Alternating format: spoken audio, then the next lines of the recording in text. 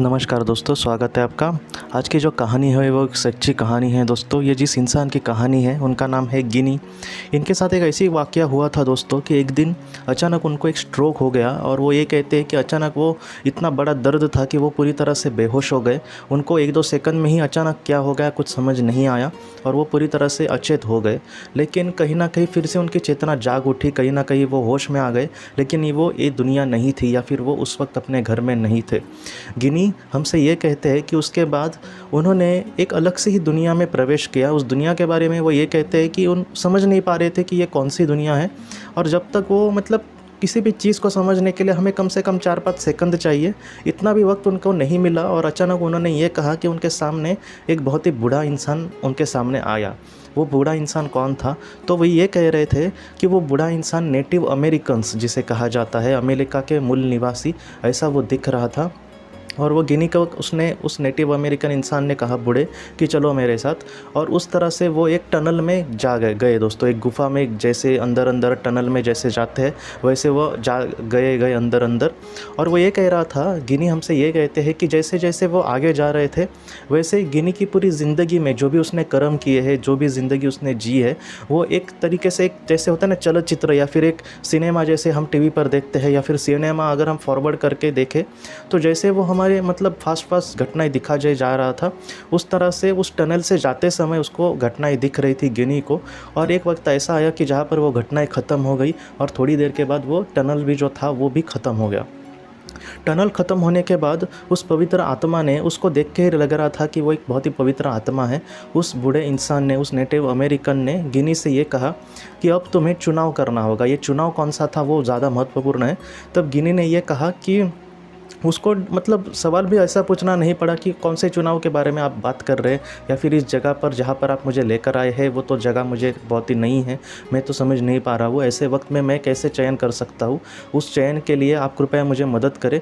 तो ये सब बोलने का भी उनको मौका नहीं मिला। डायरेक्ट उनको पता चला कि ये जो बात कर रहे हैं वो परलोक की मार्ग की या फिर परलोक के रास्ते की, जिसे हम आत्मलोक का रास्ता भी कह सकते हैं, उस आत्मलोक के रास्ते में तुम्हें जाना है या फिर तुम्हें आत्मलोक पृथ्वी लोक में ही रहना है। इस तरह से उनको 2 चयन करने थे।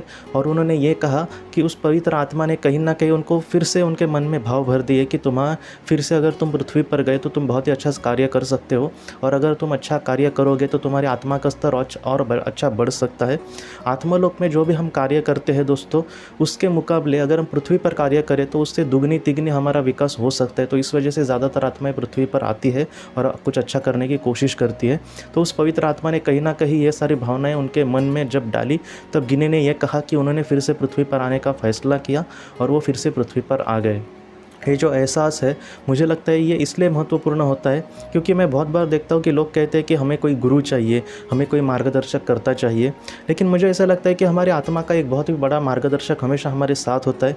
इसलिए मैं आपको सच कहूँ ना दोस्तों, तो हमेशा मैं कहता हूँ कि आप ध्यान करें या फिर कहीं ना कहीं ईश्वर से आप मदद मांगेंगे तो कहीं ना कहीं से हमें एक अच्छे लोग मिल सकते हैं। या फिर कभी कुछ ऐसे भी लोग होते हैं जिनको हम अच्छा समझते हैं लेकिन वो स्वार्थी होते हैं। तो ऐसे लोगों को समझने के बाद या फिर उनके दिल में जो भी जो खल रहा है या फिर उनके दिल में जो भी बातें हैं, जब उनको हम समझ जाए, अगर वो स्वार्थी है तो उनसे हम थोड़ा सा अंतर रखे ही यही अच्छा है, उनसे दूर चले जाए।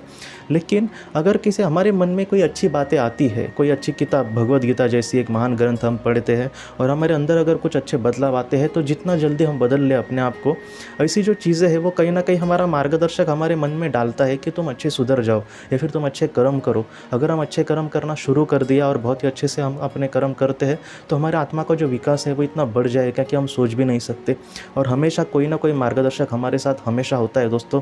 हाँ, पृथ्वी पर वो नहीं दिखता, लेकिन आत्मलोक में ऐसे बहुत ही बड़े बड़े मार्गदर्शक बहुत ही अच्छे से हमें मार्गदर्शन करते हैं।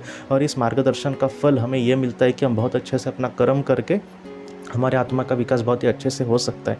बहुत ही कम जन्मों में अगर एक इंसान ने सिर्फ अच्छे कर्म करने की कोशिश की तो बहुत ही कम जन्मों में दोस्तों वो मोक्ष को भी प्राप्त हो सकता है। तो इसी तरह से हम अगर अच्छे कर्म करते हमेशा रहे तो कहीं ना कहीं हमारा मार्गदर्शक भी हमें बहुत ज़्यादा मदद करने की हमेशा कोशिश करेगा। तो इसी तरह से हमें अपने कर्म करके जीवन का सार्थक करना होगा दोस्तों। तो दोस्तों, आज मुझे इजाज़त दीजिए, हम अपनी अगली वीडियो में मिलते हैं। आप अपने परिवार का ख्याल रखना। आपका बहुत बहुत धन्यवाद।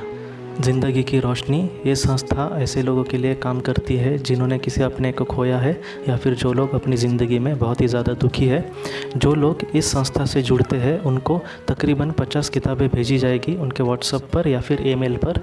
ये किताबें आत्मलोक या फिर मौत के बाद हमारे साथ क्या होता है इन सारी चीज़ों की आपको पूरी तरह से जानकारी देगी। और इसके साथ साथ आपको एक पास्ट लाइफ रिग्रेशन थेरेपी की ऑडियो भी भेजी जाएगी।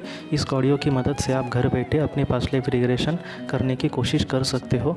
बहुत लोग पास्ट लाइफ रिग्रेशन थेरेपिस्ट के पास किसी कारण के वश नहीं जा सकते, तो ऐसे लोगों के लिए मदद के लिए ये ऑडियो तैयार की गई है। तो आप ज़रूर इस संस्था से जुड़े। इस संस्था से जुड़ने के लिए सामने जो व्हाट्सएप का नंबर दिया है आप कृपया उस पर संपर्क करें। आपका बहुत बहुत शुक्रिया।